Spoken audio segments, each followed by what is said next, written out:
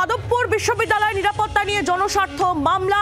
এই মামলা প্রধান বিচারপতির ডিভিশন বেঞ্চের দৃষ্টি আকর্ষণ করে করা হয়েছিল যে দ্রুত শুনানির আবেদনও জানানো হয়েছিল, কিন্তু সেই মামলার আবেদনে সাড়া দিলেন না প্রধান বিচারপতি ডিভিশন বেঞ্চ, এবং এও বলা হয়েছে যে এতে আদালত কি করবে।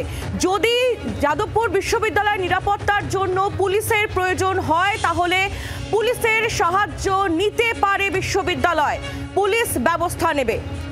অর্ণবাংশু নিয়োগী আমাদের প্রতিনিধি রয়েছেন টেলিফোন লাইনে, জানাবেন বিস্তারিত। অর্ণবাংশু, কি বললো আজ হাইকোর্ট?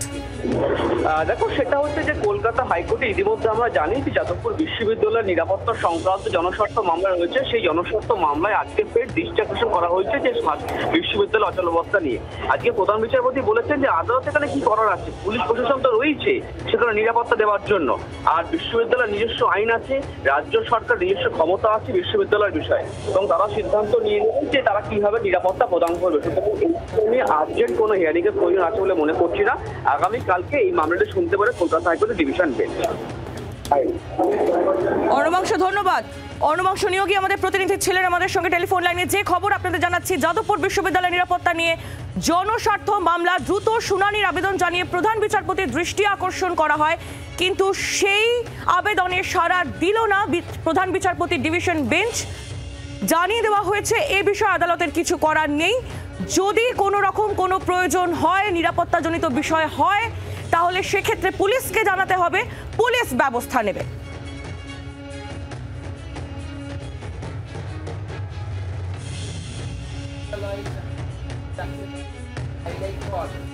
বিশ্ববিদ্যালয় চাইলে পুলিশকে নিরাপত্তার জন্য ডাকতেই পারে।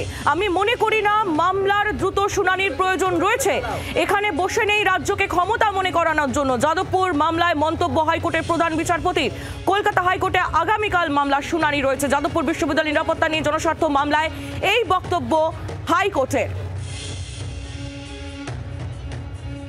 যাদবপুর বিশ্ববিদ্যালয়ের প্রাক্তন উপাচার্য অভিজিৎ চক্রবর্তী এই মুহূর্তে রয়েছেন আমাদের সঙ্গে টেলিফোন লাইনে। অভিজিৎ বাবু, যাদবপুর বিশ্ববিদ্যালয়ের যে পরিস্থিতি, যে নিরাপত্তার এই মুহূর্তে পরিস্থিতি, সেই নিয়ে কলকাতা হাইকোর্টের বক্তব্য যে যদি যাদবপুর বিশ্ববিদ্যালয়ের নিরাপত্তাজনিত কোনো বিষয় হয় সেক্ষেত্রে বিশ্ববিদ্যালয় পুলিশকে ডাকতে পারে।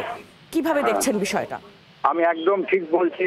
মহামান্য হাইকোর্ট যা বলছেন 100% খাঁটি কথা, এবং মহামান্য হাইকোর্ট আগেও 2014-15-তে ইন্টিরিম রায়ে, যেটা আপনার প্রফেসর নন্দ করেছিলেন, সেখানেও ইন্টিরিম রায় পরিষ্কার 4-5টা এরকম আইটেম বলে দিয়েছিলেন, যার মধ্যে একটা হচ্ছে যাদবপুরের বাইরে পুলিশ পিকেট থাকবে, যাদবপুরের প্রয়োজনে পুলিশ ঢুকতে পারে, ইত্যাদি ইত্যাদি। ছাত্ররা কোথায় আন্দোলন করতে পারে, কিভাবে আন্দোলন করবে, সমস্ত ওর মধ্যে বলা আছে।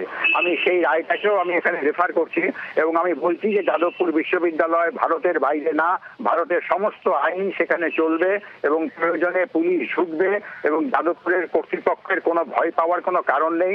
রাজ্য সরকারও এখানে উচিত যাদবপুরের কর্তৃপক্ষকে সব রকম সাহায্য করা, যাতে যাদবপুরে কোনো রকম এই এনআরসি যেটা চলছে, এই এনআরসি আর চলতে দেওয়া যায় না। ইউনিভার্সিটির মান একদম তলানিতে গিয়ে ঠেকছে।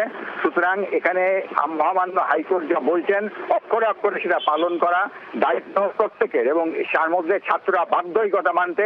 যদি কোনো ছাত্র সংগঠন বা ছাত্র বা কোনো রাজনৈতিক সংগঠন হাইকোর্টের কথা না মানে, তাহলে তাদের বিরুদ্ধে আইনানুগ ব্যবস্থা নেওয়া প্রয়োজন।